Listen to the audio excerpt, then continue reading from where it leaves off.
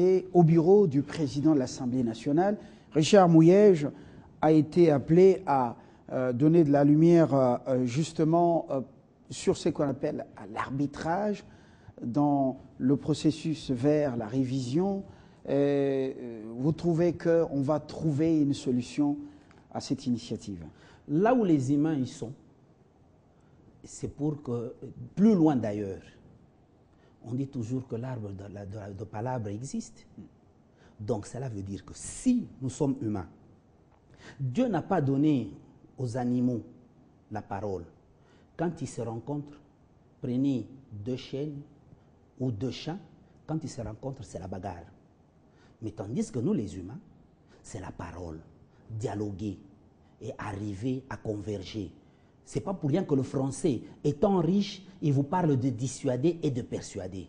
Donc je suis un optimiste qui dit que la solution, on la trouvera. On peut aujourd'hui s'entre-déchirer, mais demain, nous aurons une solution. Et cette solution, j'insiste, dans l'amour de la patrie. Alors le président Minakwa dit que la révision, c'est le peuple qui est l'alpha et l'oméga en cette matière, qui va décider par ces élus directs que vous êtes.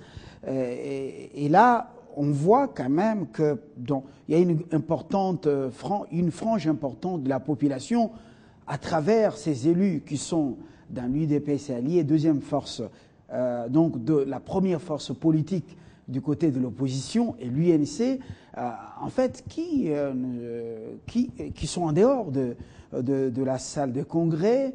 Vous ne trouvez pas que cela peut vous prendre autant de jours et puis amener la session à être prolongée davantage? Si l'on soit la nuit, le jour finit par arriver. C'est un débat. Il faut arriver à dialoguer, si plus loin à palabrer. Mais autant mieux le résultat que rien. Vaut mieux la fin d'une chose que son commencement. Je ne peux pas, moi, statuer sur base de ce qui se passe au début, d'autant plus que je n'ai pas encore les résultats. Alors, moi, je vous dis, optimiste que je suis, nous trouverons une solution pour un avenir meilleur de la patrie République démocratique du Congo, notre mère. Alors, révision constitutionnelle, parlons-en. Qu'est-ce qui arrive finalement à ne pas mettre tout le monde d'accord? Et pourtant, le gouvernement, dans les 4 projets de loi déposés au bureau de l'Assemblée nationale, n'a pas fait allusion à la révision de la disposition 220. Je tiendrai à vous informer que le gouvernement a déposé. Mais le gouvernement, suivant le discours du président Minakou, il a dit que le gouvernement a demandé la révision de l'article 197. Ça, c'est un. De deux, je vous ai dit qu'une nouvelle qui vous arrive et que vous tous vous mettez d'accord du coup, ça connote quoi? Une corruption? Ça connote quoi? Est-ce que la République n'a pas d'opposition, n'a pas de majorité? Donc, même dans une famille, un père peut venir avec une décision. Ce n'est pas pour autant que quand il annonce la décision, tous les enfants disent oui. Il y a toujours un enfant qui respecte. Ce qui est arrivé, je vous dis, je connais bien de l'histoire dans cette Assemblée nationale. Qu'on vous dise aujourd'hui que quand on est venu, on a dit la révision de l'article 197, tout le monde a applaudi. On traitera que l'opposition a été corrompue. Le moins, c'est d'abord de dire non. C'est une sorte de chantage. C'est pas de chantage. S'il vous plaît, c'est pas de chantage. C'est un jeu pour, le moins d'abord, c'est de dire non, pour aveugler les oiseaux de la basse-cour. La population, je reprends ma question. Est-ce que c'est un jeu de l'opposition pour aveugler les oiseaux de la basse-cour? Y a dit ceci et que la population puisse trancher. Vous devez savoir que nous qui sommes là à l'Assemblée nationale, nous ne sommes que des mandataires. Le mandant, c'est le peuple.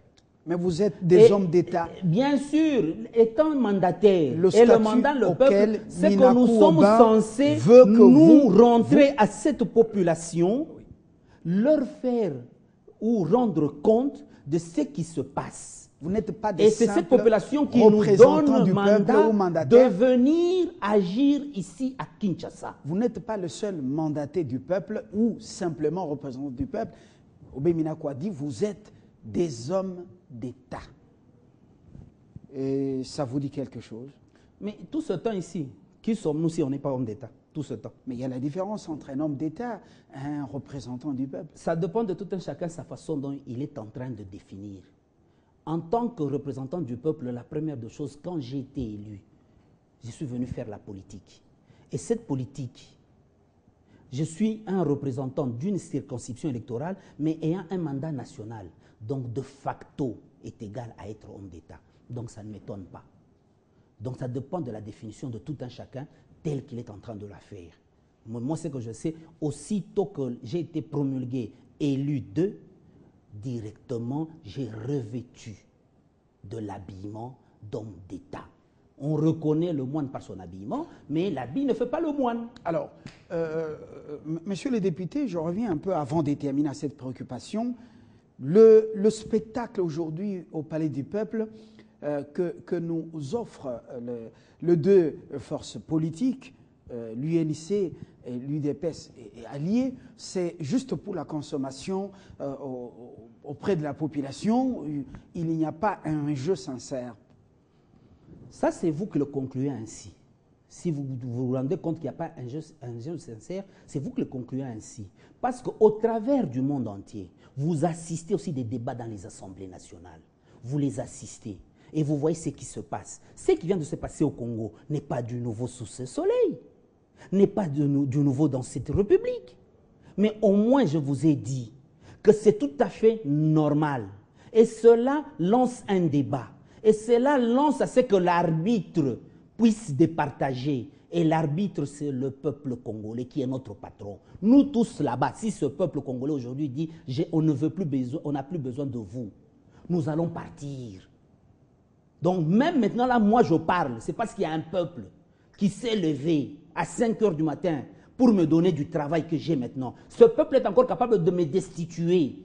Alors, si l'autre se dit, ce que vous venez de proposer, je me rends compte que vis-à-vis de mon peuple, même maintenant, là, ils sont capables. On n'a pas besoin de 2016. Très bien, alors. Le président tunisien qui est parti, il n'a pas terminé son mandat. Moubarak qui est parti, il n'a pas terminé son mandat. Donc, le peuple est capable de me faire partir même maintenant.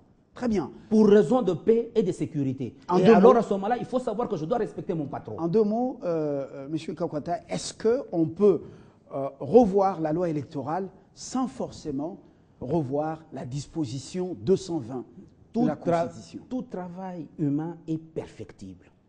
Je vous ai répondu en 2 mots. Merci beaucoup.